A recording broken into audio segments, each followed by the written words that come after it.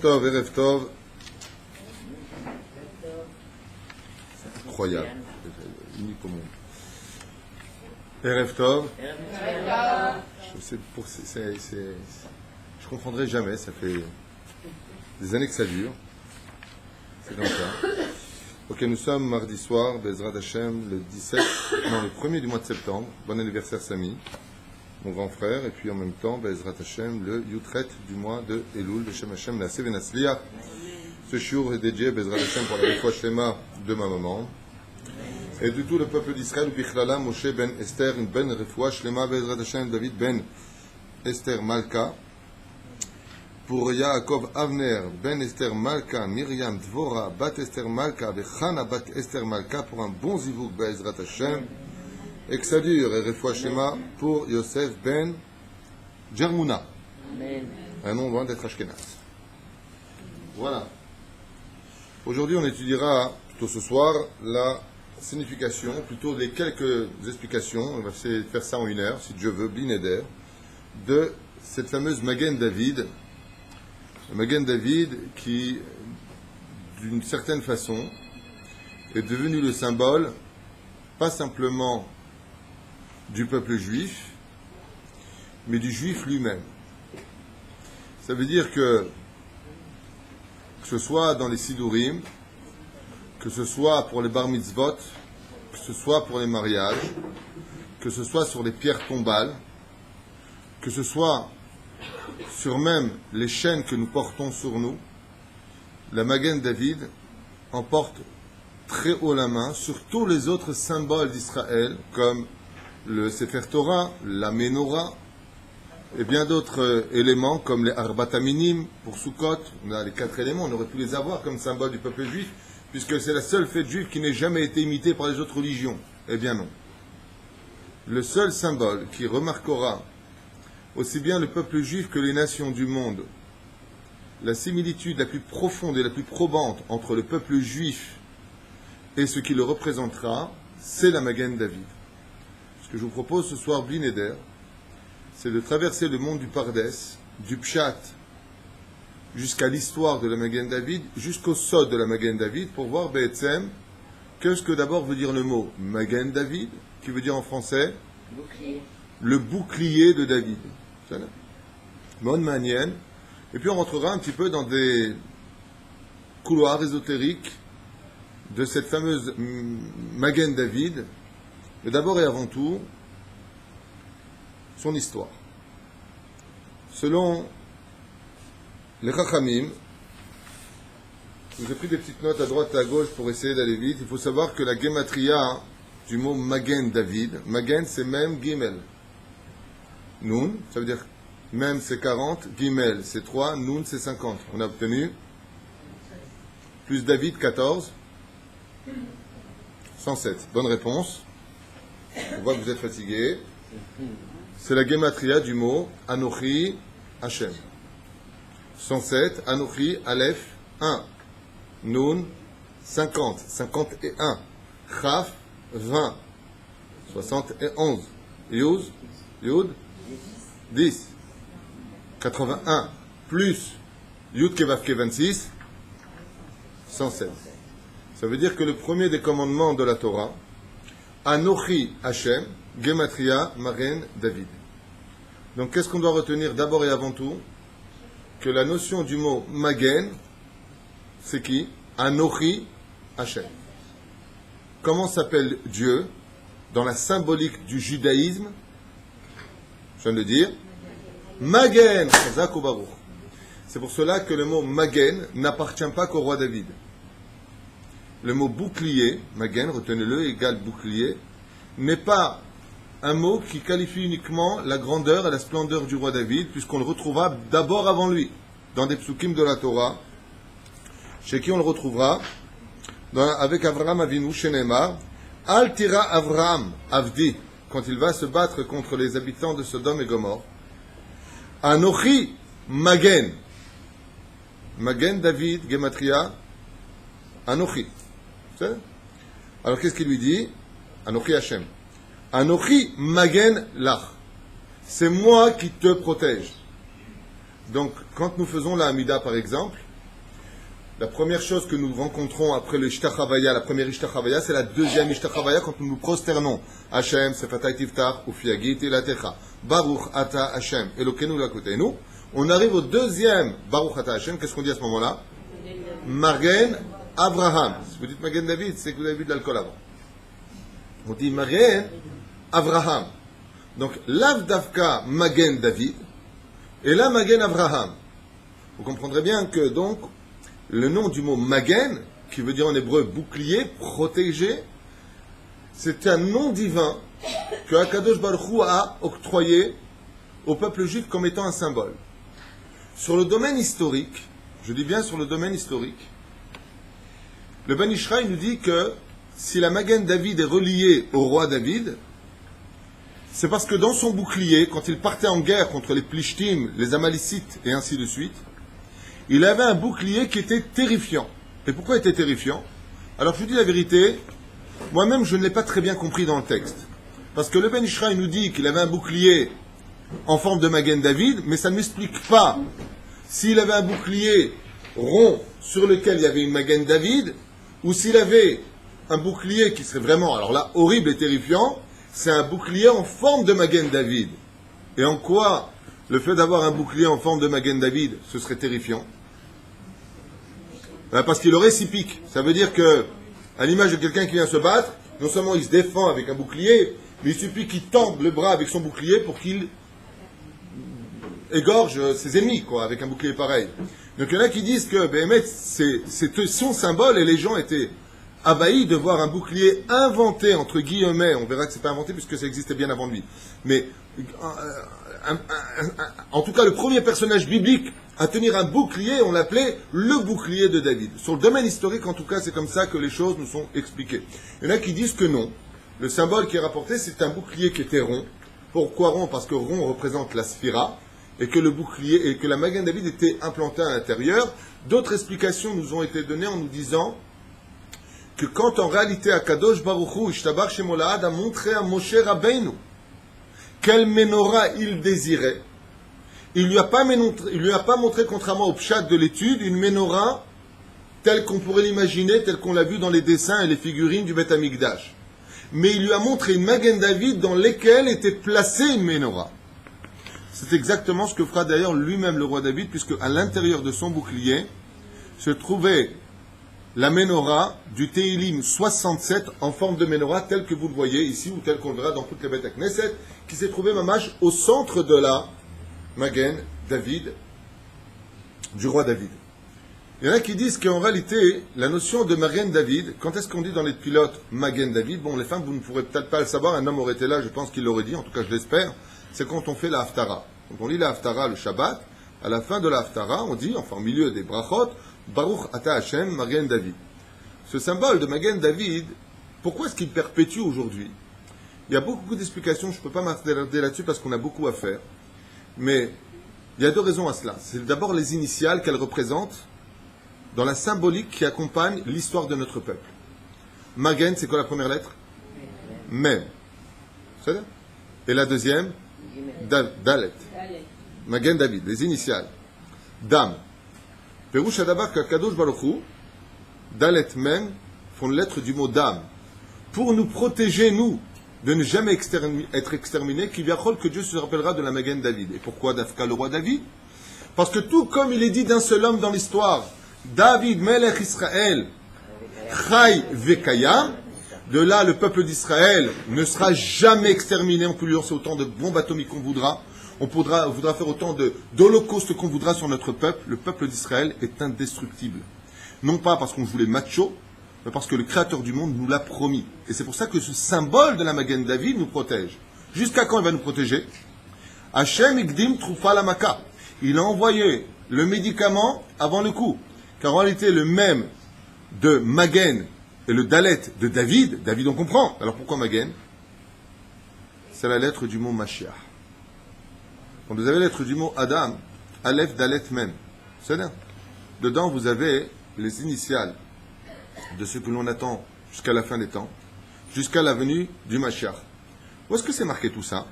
Mais de manière, quand on vient pour étudier les livres, de rentrer un petit peu plus dans l'étude. ça vient justement d'une situation qui s'est perpétuée tout au long de l'histoire. Par exemple, fin 1700, sachez qu'en Autriche, le roi d'Autriche avait ordonné aux Juifs, c'est qu'en Angleterre, à l'époque du Moyen-Âge, il avait interdit aux Juifs d'être des usuriers, de toucher l'argent. En Autriche, le roi d'Autriche, dont le nom m'échappe, parce que j'ai pas envie peut-être de me salir la bouche, avait désigné les Juifs par un signe. Et lequel il avait choisi, je vous en prie? La Magen David, de quelle couleur, vous le savez? Jaune. Et où elle était placée où, puisque tu es si forte?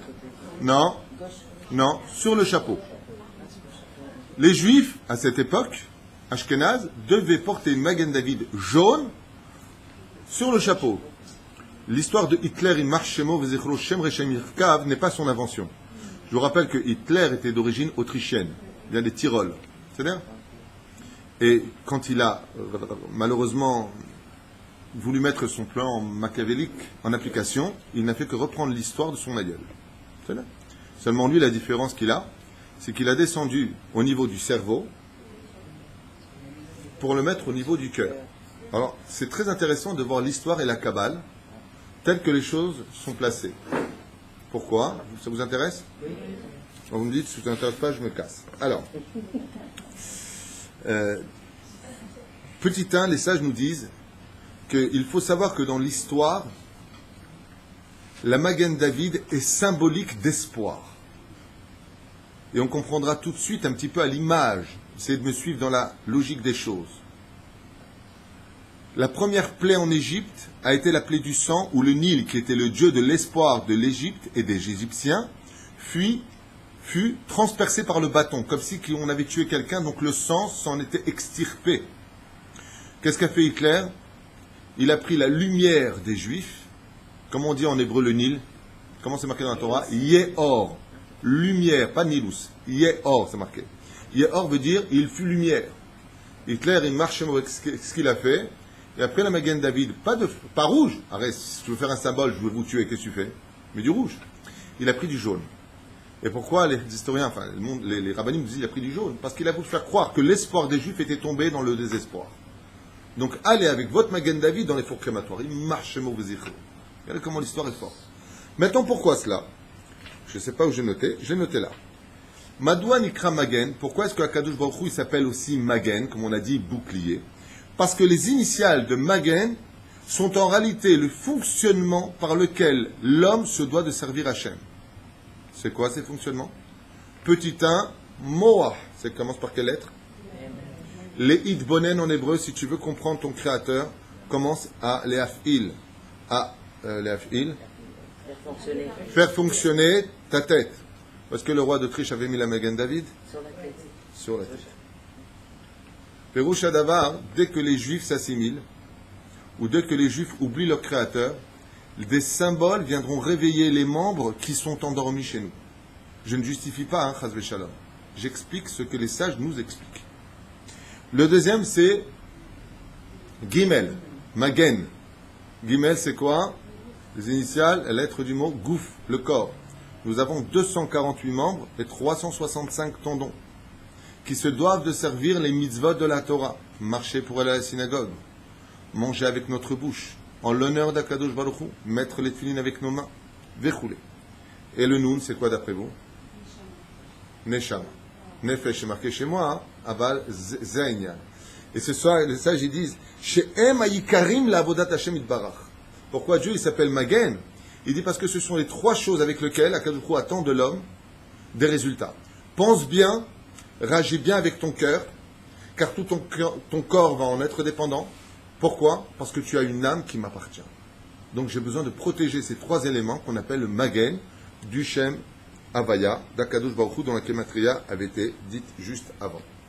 Alors les sages nous disent tout simplement que ce symbole, il ne vient pas simplement des Goïm, on le verra dans la Torah, dans la paracha de Balak. En anglais, en français, en ce que vous voulez d'ailleurs, si je devais traduire le mot Magen David en français, traduisez-moi. Qui a dit l'étoile? Très bonne réponse. On appelle en réalité l'étoile de David.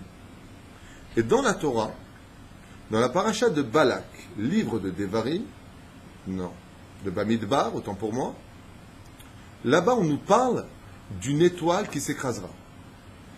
Le Rambam, dans le 11e chapitre de Melachim Ilchot Mashiach, nous rapporte ce verset-là, faisant allusion à qui? Petit 1 au roi David, petit 2 au Melech HaMashiach. Et comment c'est marqué dans la Torah, cette fameuse Magen David? Il n'y a pas marqué Magen David. Il y a marqué Darach Kochav Miyakov. Viendra du ciel un symbole pour les Juifs. Comment s'appellera ce symbole? Kochav. Kochav, c'est la Magen, c'est l'étoile. Le Rambam dit, il fait allusion à qui? À ces deux personnages qui ne sont que le même personnage, la réincarnation de Mashiach et le roi David, qui est un Etzotz lui-même d'Adam Arishon en passant par Moshe Rabbeinu. Pour nous dire qu'en réalité, Darach Kochav, une étoile s'est écrasée sur terre. Et cette étoile-là, Darach, c'est elle qui écrasera les autres. Ça veut dire quoi, celle qui écrasera les autres? Akadosh Baruch Hu Ishtabar Shemola'ad mettra toutes les similitudes de la vie du juif à l'intérieur de la Magen David. C'est ce qu'on va découvrir dans notre étude de ce soir. Et plus que cela encore, la vie quotidienne de chacun de nous se trouve symboliquement dans la Magen David. Et encore plus que cela, les lettres de par lesquelles, selon le Tikkuné HaZohar, le monde fut construit, le Alpha, Beta, Aleph, Bet, Gimel, Dalet, Vav, Zayin, Chet et tout, se trouve aussi dans la Magen David. Et ce symbole aura été utilisé non pas simplement par les Juifs. Sachez que la Magen David, vous regarderez ça à l'occasion, a été pris comme symbole de plusieurs pays à la base où il y avait une Magen David, dont l'ancien drapeau marocain, qui n'était pas une étoile à 5 branches, mais une étoile à 6 branches. Il y en a qui ont été plutôt malins, et ils se sont servis de la Magen David, car ils ont compris qu'il y avait une espèce d'éternité se cachant à l'intérieur. C'est quoi cette éternité? C'est l'éternité du peuple juif. Et ils en ont fait un billet sur lequel ils ont reconstitué la Ménorah et la Magen David avec les secrets qui s'y trouvent. C'est un seul billet, je vais vous le montrer. C'est le dollar. Tout à fait. Alors, bien entendu, voilà, je peux vous en passer un si vous voulez. Vous regarderez bien, les uns après les autres. Vous avez un dollar ici. Et je vous le montre, je ne sais pas si vous le verrez. Voilà, je vous le montre ici directement. Voilà. Vous avez en bas le drapeau américain. Si vous comptez bien exactement, vous avez la Ménorah. 3 branches, une branche au milieu. C'est la Ménorah. Et juste au-dessus, vous avez quoi? Regardez bien, je ne sais pas si on verra ici, le dollar. Ce qui m'arrive, j'ai un problème. Ah, voilà. Voilà. Vous avez juste la Magen David. Et à l'intérieur de la Magen David, je vais venir voir. Et à l'intérieur de la Magen David, ma chère épouse, dis-moi combien on a de Nekudot. Regardez bien comment le dollar se place. Combien on a de points à l'intérieur de la Magen David dans le dollar. Alors vous savez que le dollar, c'est Gematria Amalek. Amalek, qu'est-ce qu'il a fait? Bien sûr. Qu'est-ce qu'il a fait Amalek? Enfin, qu'est-ce qu'ils ont fait les nations du monde? Ils se sont servis de ce symbole au niveau historique pour une reconnaissance. D'accord? C'est tout simplement George Washington qui, en créant le billet vert, le dollar, a voulu remercier un juif du nom de Chaim Suliman, Hayehoudi, celui qu'on appelle Chaim Suliman Hayehoudi parce qu'il lui avait sauvé la vie. Et il avait pris, vous savez, un dollar.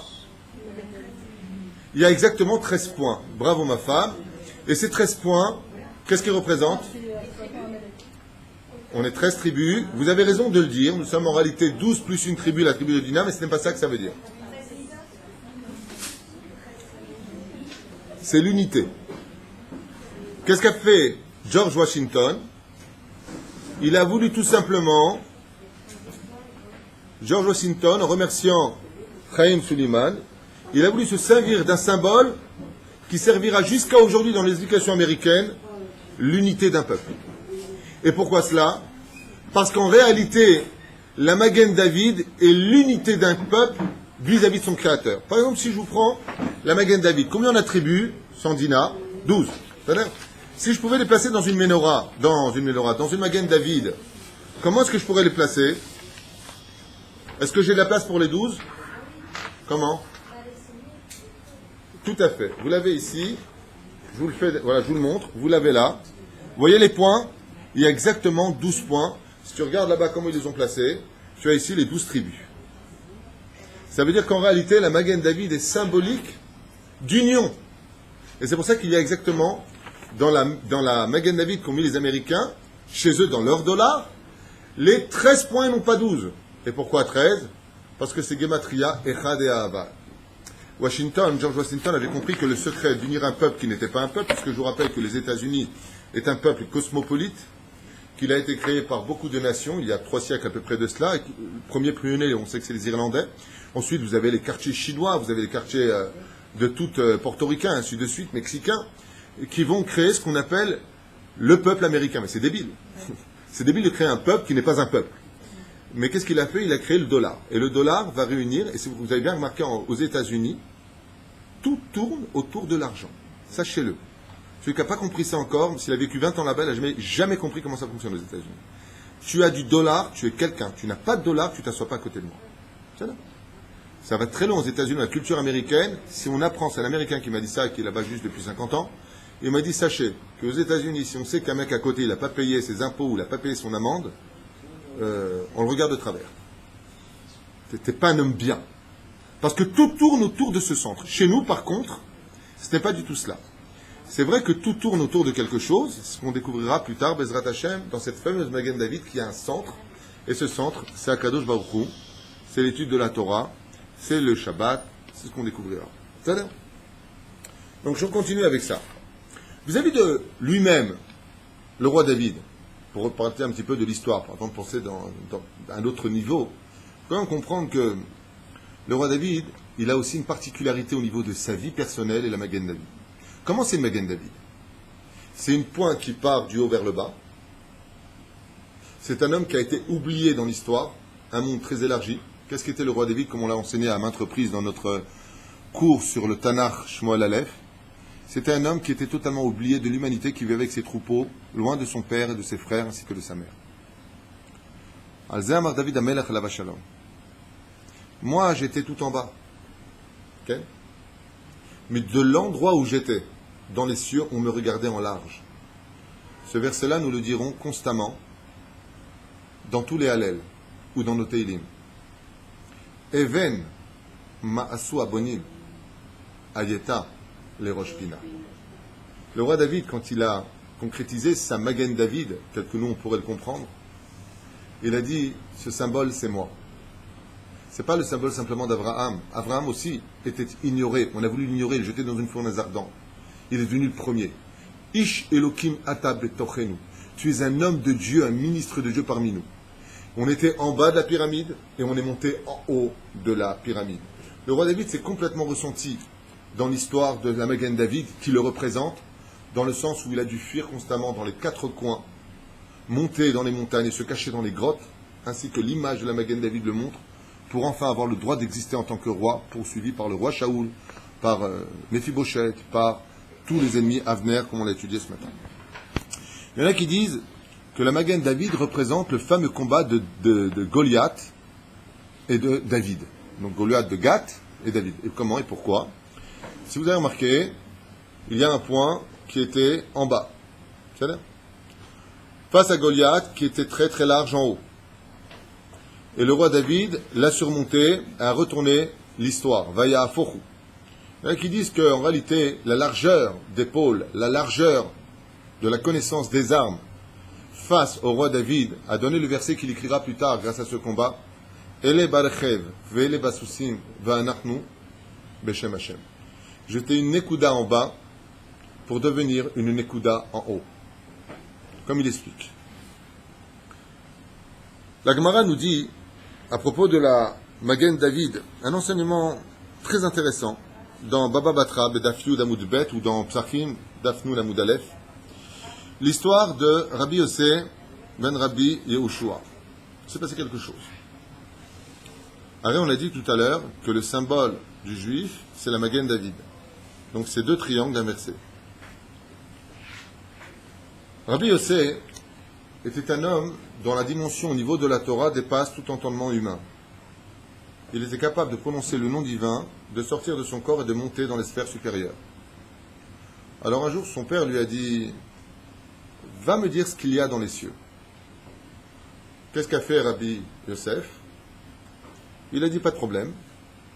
il a allongé son corps, prononcé ce qu'il avait à prononcer, et laissé son corps inerte. Le temps d'une journée, il est monté dans les cieux, et il a visité les cieux, les mondes de Dieu. Quand il est redescendu, il lui a dit, qu'est-ce que tu as vu?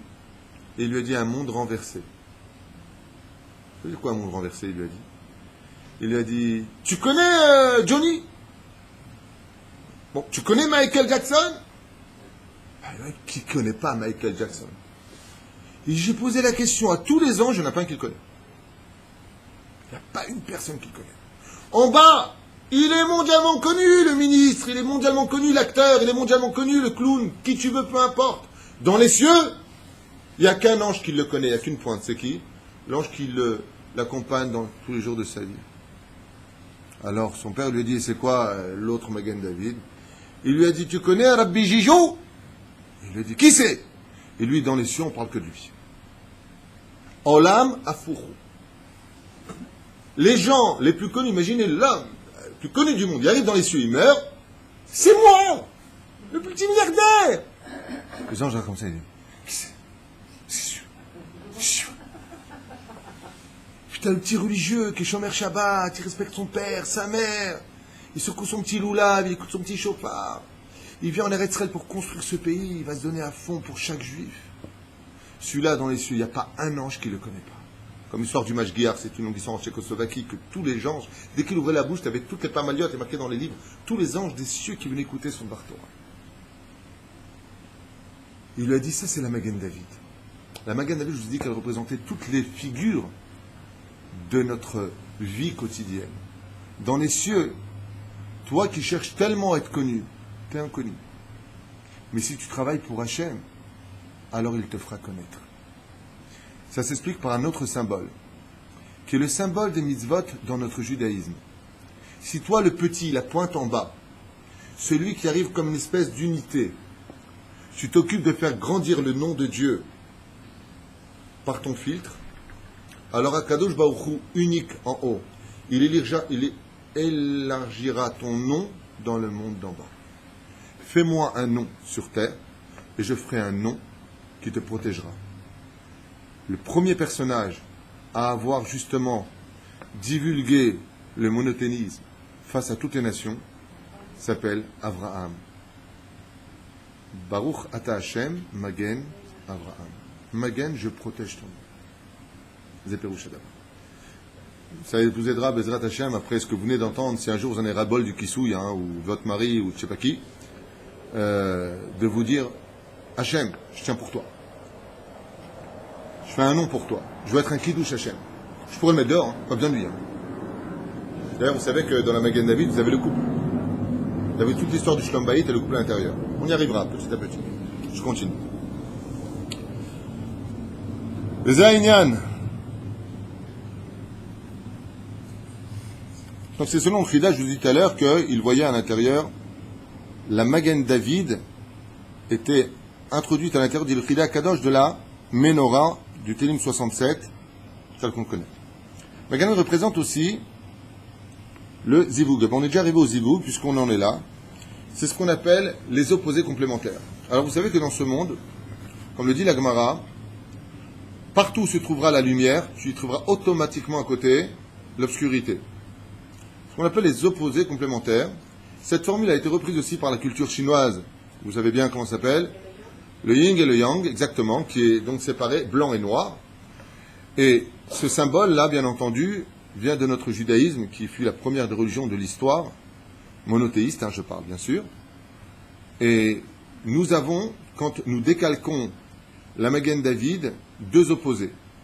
Ces deux opposés-là représentent beaucoup de symbolique. Alors je vous montre dès maintenant pour que vous compreniez de quoi est-ce que je parle dans les dessins. Je ne sais pas si je vais y arriver. C'est là, c'est pas là. Il n'est pas là. 2 secondes. Voilà. Alors je vous l'ai fait ici. D'abord et avant tout, vous avez 2 traits noirs en haut, vous voyez. Un trait noir ici, un trait noir en haut, qui sont les opposés complémentaires. Le ciel et la terre, la spiritualité et la matérialité. Qui doivent absolument s'unir sur la sanctification du nom divin. Les 6 Ketzavot que vous avez là, les 6 directions que nous avons ici, c'est-à-dire nord, sud, ouest, est, en haut, en bas, se resymboliseront dans une autre fête qu'on appelle la fête de Sukkot, ou avec les Arbat Aminim, qu'est-ce qu'on fera?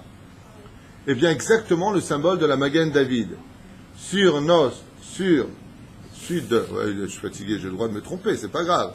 Sud, nord, ouest, est, ensuite en haut et en bas. C'est-à-dire, nous avons donc ces directions-là. Maintenant, le but de la sanctification de la spiritualité et de la matérialité qui sont en guerre, puisque le corps ne veut que les plaisirs de ce monde face à la Neshama, l'âme qui ne veut que les plaisirs de la Torah et des mitzvot, sont reliés par des traits fins. Et ces traits ici présents représentent quelque chose pour nous d'extrêmement important qu'on appelle la conduite des Havot. Je m'explique. Dans cette Magen David, je sais pas si vous la voyez, elle est là, je pense. Je vais prendre plus grosse peut-être. Un autre dessin, si vous voulez. Ouais. Vous aurez tout simplement ici les symboliques de ce que la Kabbale nous enseigne sur la Magen David, que vous avez là. C'est quoi? Les sphirotes. Nous sommes venus dans ce monde pour pouvoir soigner les 7 sphirotes, les 7 degrés par lesquels le monde se doit de tenir absolument. C'est là.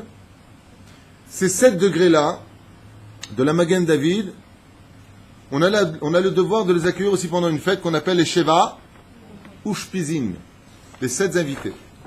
Vous avez en haut, Chesed, à droite, c'est un peu compliqué pour moi parce que c'est de ce côté-là, Chesed, Gevura, Tiferet, l'étude de la Torah. Qui est le plus haut de tous? L'étude de la Torah. Ensuite, vous avez en bas, Netzach, Moshe, Hod, et ensuite en bas, Yesod. Qu'est-ce qui manque? Malchut. C'est là. Au niveau des personnages, voilà ce que ça donne. Abraham, Yitzhak, Yaakov. Ensuite, Moshe, Aaron, Yosef, David. Où est-ce qu'on retrouvera ce symbole-là dans une fête juive encore? À l'image de la menorah selon le Hari Akadosh, première fête juive. Première fête juive. Pessah, Rosh Hashanah, c'est le 7e mois, Rosh Hashanah. Mot Tishrei. Vous avez remarqué que on met le zroa à droite, l'œuf à gauche, vechoulé. Comme la Magen David. C'est la chita du Hari. Hein? Le plateau du Seder est fait exactement comme une Magen David. C'est ce que nous avons l'habitude de faire. Et c'est ce qu'il dit Hachem. J'ai besoin que tu unisses le monde matériel par des couloirs. Vous vous rappelez ce qu'on a fait le haut ici et le bas en bas? Ouais. Ça, c'est le monde d'en haut. Ça, c'est le monde d'en bas. Comment je pourrais les relier? Par les biais de la Magen David. Qui sont ces personnages? Ce sont les 7 fêtes principales, les Sheva ou Shpizin, qui sont les piliers de ce monde, qui représentent les sphirotes sur lesquels nous devons nous réparer. Qu'il y ait du chesed dans ce monde, faire du bien à autrui. Le monde sans prière ne peut pas tenir à l'éveil vers Adam, mitpalel kol hayom. Plutôt à l'homme de prier toute la journée. Sans l'étude de la Torah, on ne peut pas y accéder. Sans les habits bisiata d'Ishmaïa, la splendeur du peuple juif qui n'a pas le droit de sortir sale.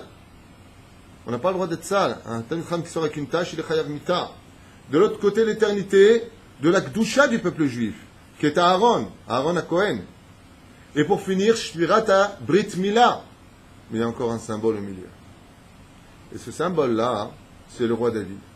Et le roi David annonce la Géoula. Et ça correspond à quoi, le milieu? Shabbat. Le roi David représente le Shabbat. Comme l'enseigne Rabbi Shimon Bar Yochai, si vous gardez 2 Shabbatot, c'est tout de suite la Géoula. Si vous voulez le dévoilement du Magen David, Mashiach David arrive, alors il faut être Shomer Shabbat. Et si on arrive à cela, si je prends toutes les fêtes juives, qu'est-ce qu'elles engendrent automatiquement? La dépense financière. Une belle table, de beaux kélim, d'acheter une belle robe à son épouse, avec le tablier pour la cuisine, c'est une blague. Tout ce qui peut s'accompagner. Servir le monde d'en bas par les canaux de la Magen David pour les monter jusqu'à Dieu.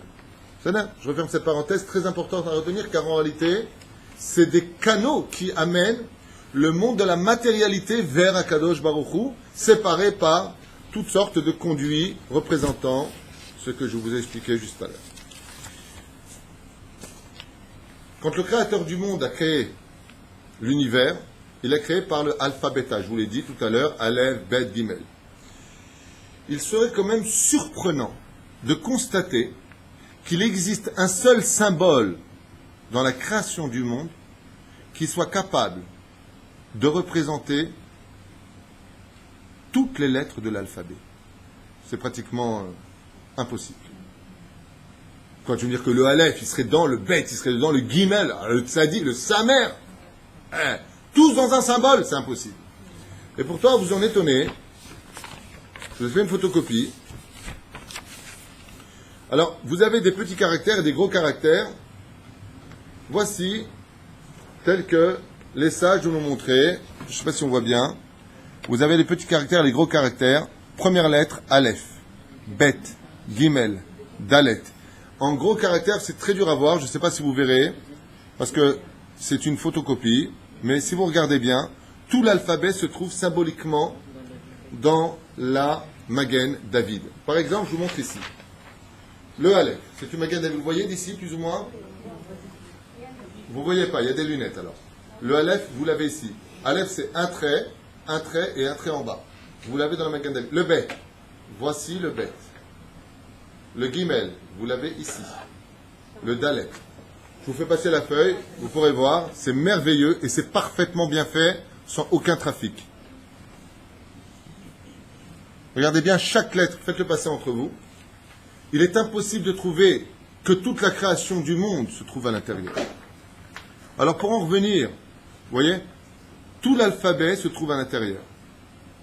Le Aleph, le Bet, le Gimel, le Dalet, et Vav jusqu'à Taf, tout est à l'intérieur dedans.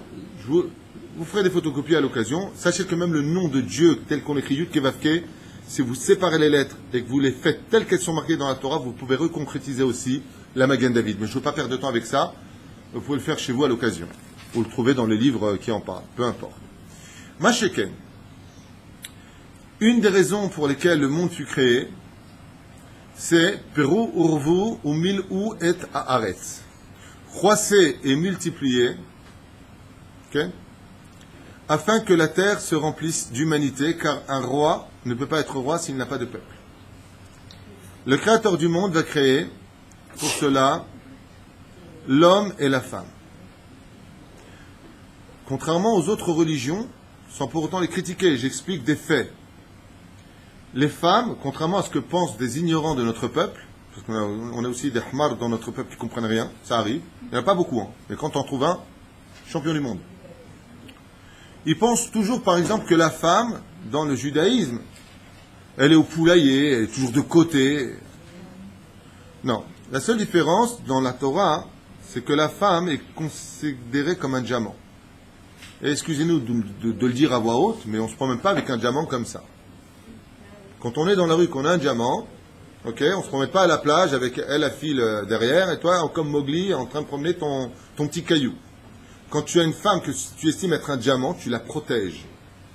Dans la Torah, la place d'une femme est tellement élevée qu'elle est beaucoup plus proche de Dieu que l'homme. Nous disons tous les matins, Baruch ata Hashem Elokeinu melech haolam shelo asani isha. Parce que la femme n'est pas assujettie au mitzvot, Shazman Grama et d'autres explications qui ne sont pas le sujet d'aujourd'hui. Mais la femme, elle, qu'est-ce qu'elle dit? Baruch shasani kirtzono Elokeinu melech haolam, il n'y a pas. Baruch ata Hashem, il n'y a pas. C'est la chita du Chida, certes. Mais il faut bien comprendre que la femme, elle est tellement proche d'Hachem qu'elle est par excellence la représentante du divin sur terre, des lettres du mot Isha, Esh, Hachem, comme on l'avait déjà expliqué sur le cours sur le Shlom Bayit. Et dans cette situation, la femme devient celle qui construira ou détruira le monde, qui figure dans la Magen David. Ce symbole, on le retrouve aussi bien au niveau des formes dans la Magen David. Il y a l'homme. En général, l'homme, comment il est foutu? Avant le mariage, parce qu'après le mariage, il est comme ça. Mais avant le mariage, comment il est? Il est comme ça, d'accord? Il est en forme d'homme. En général, il est large d'épaule, c'est-à-dire, et il est en forme de V. C'est-à-dire, s'il a mangé beaucoup de couscous boulettes, il va être en forme de vase. Alors quoi qu'il advienne, en général un homme, c'est comme ça que c'est composé. Imagine le couple, t'as la meuf, elle est comme ça, et le mec il est comme ça. Je viens dans mes bras. Baraya. Par contre, elle, la femme, telle qu'elle a été composée, elle est exactement le contraire. Elle est fine, et une fois qu'elle se marie, elle s'élargit pour laisser passer sa création, les enfants, qui vont élargir automatiquement les motnaïm, parce que tout est mitparek à l'intérieur. Donc, mitparek, ça veut dire que tout se déforme à l'intérieur pour laisser passer l'enfant par des chemins très étroits. Et ce symbole-là, vous l'avez dans la Magen David. Vous avez un triangle qui devra s'unir à la base à un autre triangle qui, elle, par contre, représente la féminité. Ce que je vous ai dit tout à l'heure, le yin et le yang, c'est les opposés. Dans les religions, la femme, et non pas chez nous, chas v'shalom, n'a pas réellement la place que dans le judaïsme on lui donnerait. Pour vous donner un exemple concret, si vous deviez étudier pour une raison la théologie chrétienne, il n'y a pas de femme. Il y a Marie chez eux, Benigmar Asipo. Sans rentrer dans les détails, il n'y a pas de... C'est l'homme qui est le principal acteur. Dans le judaïsme, il n'y a pas d'Abraham sans Sarah, il n'y a pas de Yitzhak sans Rivka, il n'y a pas de Yaakov sans Rachel et Léa, Zilpa et Bila. Il n'y a pas de Yosef sans Osnat, il n'y a pas de David sans Bathsheba, il n'y a pas d'homme sans femme. Ce qui fait que la Torah vient nous enseigner ici que le judaïsme tient sur l'essentiel de sa création, le couple. C'est pour ça qu'un homme et une femme sont un éternel opposé. La femme est la bina, l'homme est la chokhma. La femme a besoin de tout comprendre, elle est tout le temps chaude à qu'est-ce qu'il y avait, qu'est-ce qu'il y a eu. L'homme, il est dambared. C'est-à-dire, peu de détails lui suffisent.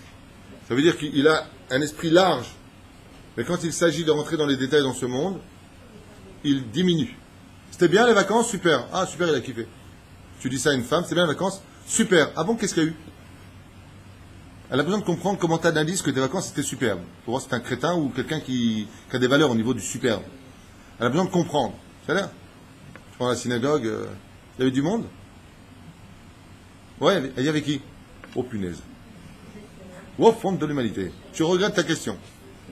Et si tu dis le contraire, non, il n'y avait pas grand monde, qui manquait? Tu ne peux pas t'en sortir. C'est la Magen David. C'est la Magen David. Rien à voir. Pourquoi? Parce qu'elle a besoin de comprendre. Ah oui, j'ai oublié de te dire, lui, il devait partir à Jérusalem, lui, il est ceci, lui, il est cela. Elle a besoin d'analyser, de comprendre. Et c'est ce que disent les Chachamim. Echad she'u chazak, ve'echad she'u chalash.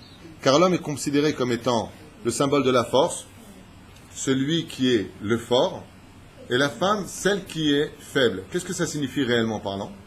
Ça signifie que, comme le dit la Kabbale et la Torah, la femme est kli kiboul, elle est un keli qui reçoit, et l'homme est un keli qui donne. Nous donnons à la femme. Nous devons, comme le dit la Ketouba quand on se marie. D'accord? Tu dois lui donner des habits, tu dois lui donner à manger, tu dois lui donner de l'argent, la frapper sans laisser de traces, c'est mieux pour toi. C'est pas marqué, hein, attention. Car une fois réunis, ils forment exactement, disent les Chachamim, le symbole du judaïsme qui n'est autre que la Magen David. La Magen David est composée de deux autres combats. Il y a un combat qui existe dans le monde de l'obscurité et de la lumière, de la kedusha et de l'impureté, de la pureté et de l'impureté, et tout ce qui s'ensuit. Amavdil, ben kodesh, lechol, ben or, lechosher, ben israël, ben yemel. Ce symbole-là, on le retrouve dans les 6 jours de la création. Car le chiffre 6, qui représente les 6 triangles supérieurs de la Magen David, il y a des pointes, d'accord, représente dimanche, lundi, mardi, mercredi, jeudi, vendredi. Et au milieu, qu'est-ce qu'on a? Shabbat. Tous les jours de la semaine sont obligés d'aller prendre leur source énergétique pour avoir le droit d'exister dans la bénédiction, telle une rose. Et pourquoi une rose? Parce que, je ne sais pas si vous verrez ce que je vous montrais, c'est très très beau à voir, c'est un peu compliqué. Il existe 2 formes de roses. Il y a les roses à 13 pétales, et il y a les roses avec lesquelles on fabriquait de l'huile, qui sont les roses à 6 pétales. Donc là, ici, ils ont apporté des symboles, je ne sais pas si vous les verrez. Et ces roses-là forment exactement la Magen David. C'est-à-dire, qu'est-ce qu'elle a de particulier, la rose? Elle a quelque chose d'extraordinaire. On voit qu'elle vit. Pourquoi? Parce que tous les matins, elle s'ouvre. Dans le monde obscur, la rose se ferme. Dès que vient la lumière, elle s'ouvre. Alors, il y a un symbole que je vous ai fait moi-même. Je ne suis pas bon dessinateur, mais j'essaie de vous faire kiffer un petit peu. Voilà. Je vous ai fait ça. Ouais, c'est quoi ça? Je ne sais pas si on voit. Voilà. Vous voyez cette espèce de truc bizarre fermé là? Ce n'est rien d'autre que la Magen David, à l'image de la rose, quand elle se ferme. C'est-à-dire que quand vient le Shabbat Kodesh, les 6 jours de la création rentrent à l'intérieur de Shabbat. Qu'est-ce que ça vient nous enseigner d'ailleurs à Pi Halacha? Est-ce que j'ai le droit de parler de Shabbat, de ce que je vais faire lundi, mardi, mercredi, jeudi? Et pourquoi non? Parce que ça veut dire que ta rose serait restée ouverte dans un monde très dangereux. Donc ferme ta semaine à l'intérieur. Et si je ne parle pas de livré Chol, je ne dis pas de parole de Chol pendant Shabbat, qu'est-ce que j'ai fait? Dès que sort Shabbat, je rentre dans le monde du 6, le monde de la matière, le monde de la nature. Donc j'ai marqué ici, voilà, c'est exactement ce qui est marqué ici, le monde de la sanctification, c'est la pompe à essence des 6 autres jours. Comme on le dit dans le Lechadodi, Shabbat, Makor, Abracha. Le Shabbat est la source des bénédictions.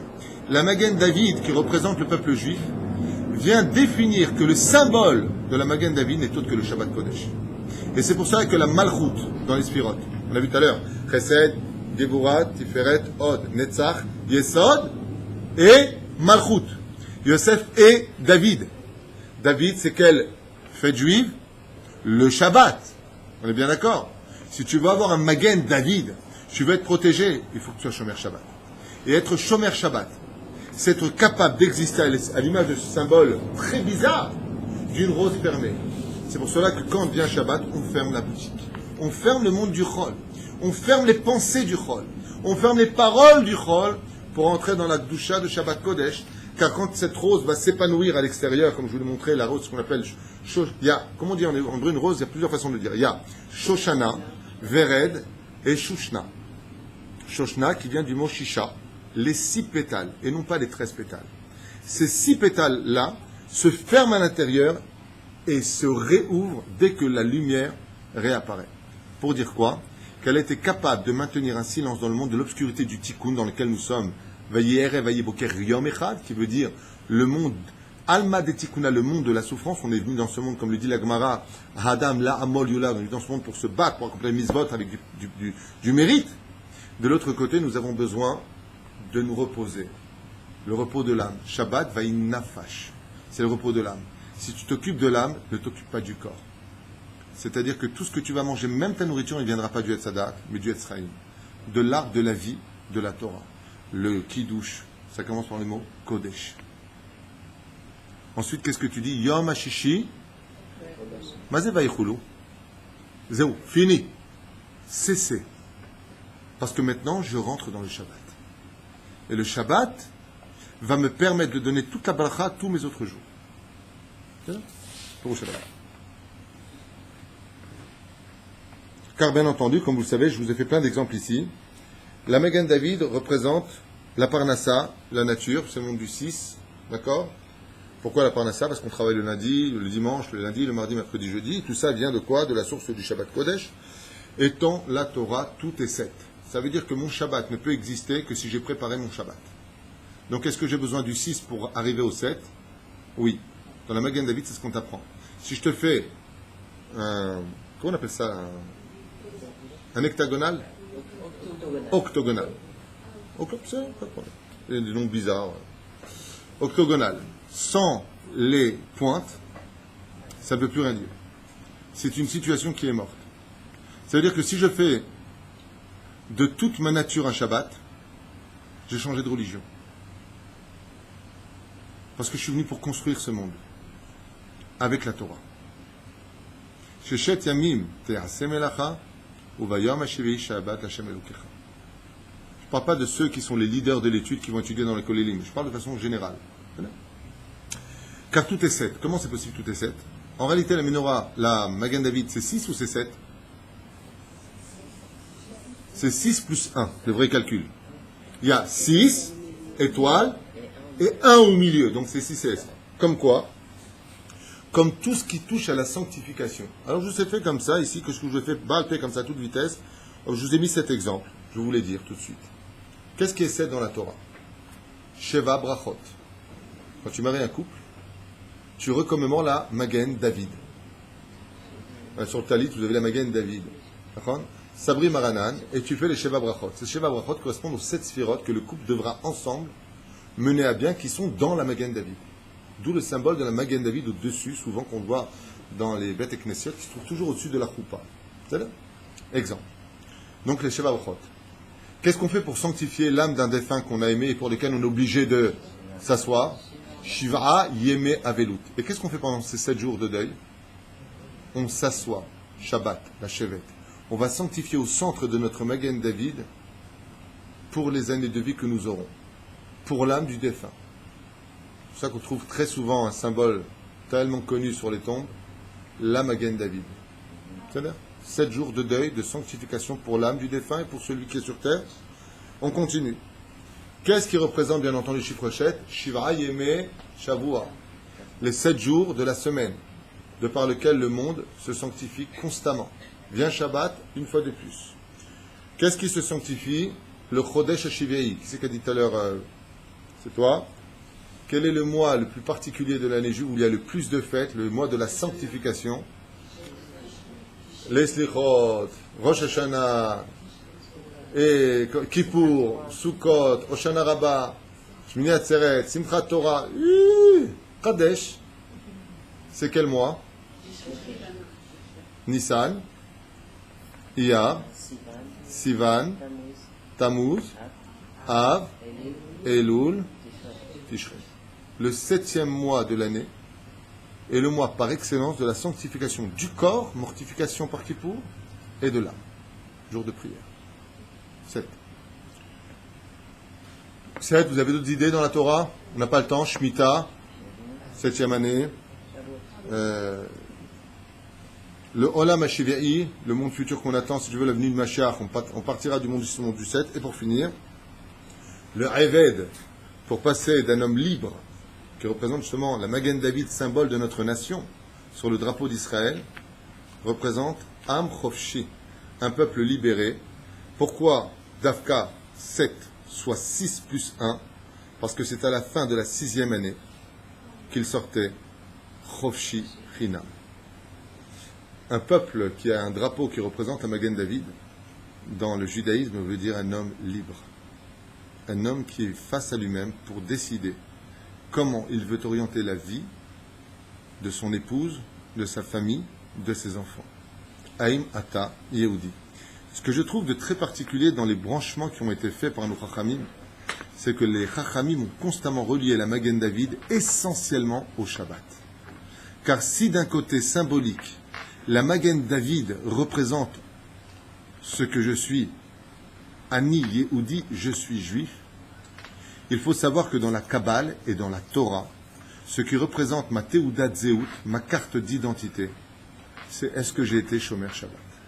On a fait un cours sur ça, que la Teudat Zeut dans les cieux d'un juif, c'est le Shabbat. Puisque la halakha nous dit, si un juif prend sa voiture pendant Shabbat, Dino Kegoy Gamour. Dans le Shulchan Aruch, pas moi. Marqué, tu fais pas Shabbat Kodesh, tu es comme un goy total. C'est dur à entendre, j'expliquais pourquoi c'était dit comme ça, Shabbat, je ne vais pas revenir dessus, mais tout ça c'est pour sauver la vie du juif, comme vous l'avez bien compris, puisque le juif qui n'est pas Shomer Shabbat, il est Chayav Mita, il est condamné à mort, donc Dieu pour sauver son âme de juif, il va vite le mettre chez même tête, un autre ange qui dirige les nations du monde, pour que l'ange Samaël ne vienne pas lui prendre la vie dans ce monde. Donc qu'est-ce que fait Hachem par miséricorde? Il enlève de l'égide des juifs pour le mettre de l'autre côté. Parce que les anges, dans la Magen David, jouent un rôle prépondérant et d'une importance capitale. Par exemple, juste pour jouer comme ça un petit peu entre nous. Vous savez pourquoi le roi David a appelé, sur la demande divine, Beruach HaKodesh, on l'a dit tout à l'heure, le mot Magen David. Mazen Magen. Magen, c'est des initiales d'anges. Et ces anges-là sont d'Avka les anges protecteurs pour qu'il ne t'arrive jamais rien sur terre, même face à Goliath. Comment s'appellent ces gens qui passent notre temps à nous protéger des feux d'autrui? Même Michael, Gabriel, Gimel et Nun, Nouriel. Qui protège Nour du feu. Il te protège des feux des autres. Et comme le roi David avait le roi HaKodesh, il voyait constamment Michael, Gabriel et Nouriel, constamment autour de lui. Il a dit, Yeshli Magen, j'ai un Magen, j'ai un bouclier. Il faisait allusion à quoi? Il faisait allusion à ces anges qui nous protègent, qu'on ne voit peut-être pas, mais qui sont les tuteurs du peuple juif dans le monde d'ici-bas, pour qui nous avons tellement de haine chez nos ennemis. Grâce, Baruch Hashem, à cette Magen David, nous pouvons être protégés. Mais ces anges ont un lien direct avec celui qui est Shomer Shabbat. D'où Shabbat, Makor, Aberachot. C'est ça? C'est intéressant, je trouve. Non, moi, je me suis kiffé. Non, les mecs, ils racontent des trucs, ils se kiffent pas. Moi, je me suis kiffé.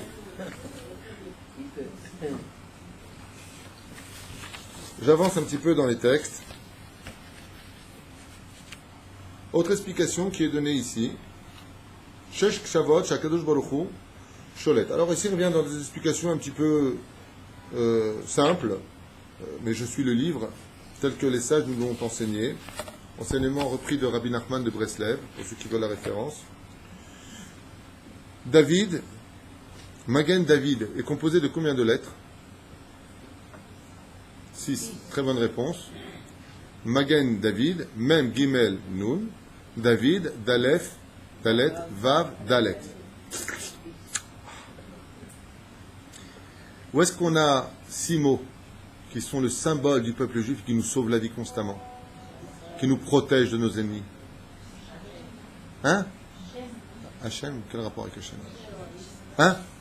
Dites-le, madame. Shema Israël. Shema Israël, Hachem Elokeinu, Hachem Echad. Au sage d'expliquer dans notre livre ici présent qu'en réalité chacun des mots qui représentent le symbole absolu dans la Torah du peuple juif, qui est le Shema Israël, qu'on se doit absolument d'apprendre et d'inculquer à nos enfants et à chaque juif, et en toute occasion, nous avons en réalité Magen David, qui est l'étui du Shema Israël. C'est pour ça qu'il y a 6 lettres, ils disent ici, face aux 6 mots du Shema Israël. Un étui symbolique pour une âme symbolique. C'est le Shema Israël. Mignon, je voulais vous le dire. J'avance. Qu'est-ce que je vous ai encore noté? Alors, ça c'est très intéressant. Je ne sais pas si je vous le fais maintenant parce que ce serait un peu long. On arrivait à l'heure. Mais ici, les Chachamim apportent une preuve que la Magen David, en réalité, c'est Dieu qui l'a inventé. Comment il l'a inventé? Alors c'est très compliqué, je ne vous pose même pas la question. Mais la première Magen David qu'on a réellement vue dans l'histoire a été faite dans le désert. Et dans le désert, on n'a pas eu de Magen David. En réalité, tel que les tribus ont été placées, ça fait, comme je vous montrais tout à l'heure, Magen David, tel quel. D'accord? Les camps, voilà. Yehuda, comme il y a marqué, Yehuda est avec Issachar et Zvulun de chaque côté.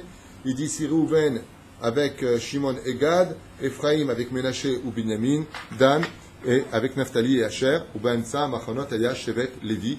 Et d'ailleurs, c'est marrant parce que qui était au milieu de la Magen David? La tribu de Lévi, d'accord? La Gdusha, une fois de plus, la tribu qui a été prise pour Hachem, la Gdusha de Lévi, qui était au milieu. Alors, en réalité, c'est très très mignon ce qui a marqué ici. Je vais vous montrer ce dessin parce qu'il est unique.